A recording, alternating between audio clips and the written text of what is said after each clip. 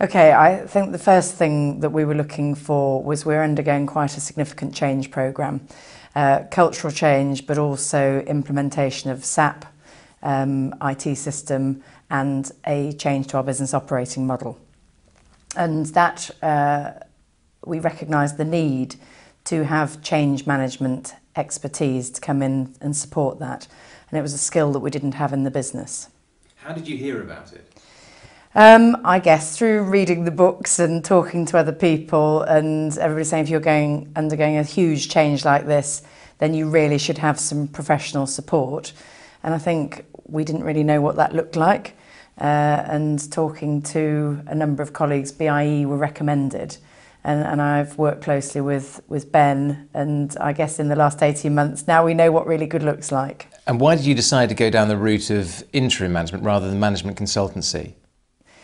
We've worked with a number of consultants over the period of looking at the operating model and also the SAP implementation.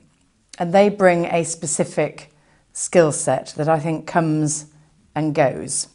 And the interim project manager, for me, comes in with a particular skill level, but helps you sustain that post the project end. So a good interim will come in and bring the skill set, role model it, and also be conscious to leave that behind them. And take me through the whole process as it was for you.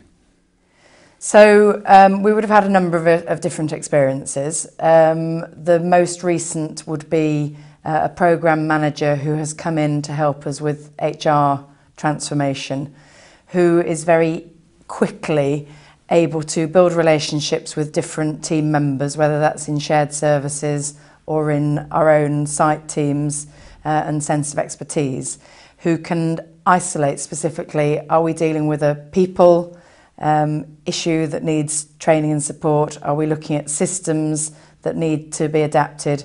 Or are we looking at end-to-end processes? And they cut through really quickly to what's the nub of what you need to do to make a success. And explain to me, if you will, what the BIE process is and how that works for you. I think the key is we would have a good relationship whereby if I've got a problem, I can phone them and say, not quite working. And equally, they will phone periodically and just check that things are still working and things are in order. So got to know us, got to know our culture, what we're about, and understanding the specific needs that we have in relation to change. I would say it works in these particular areas where you want a particular skill set, and that might be around change, or so you want change supported from a programme management angle, or you want a specific skill set brought in.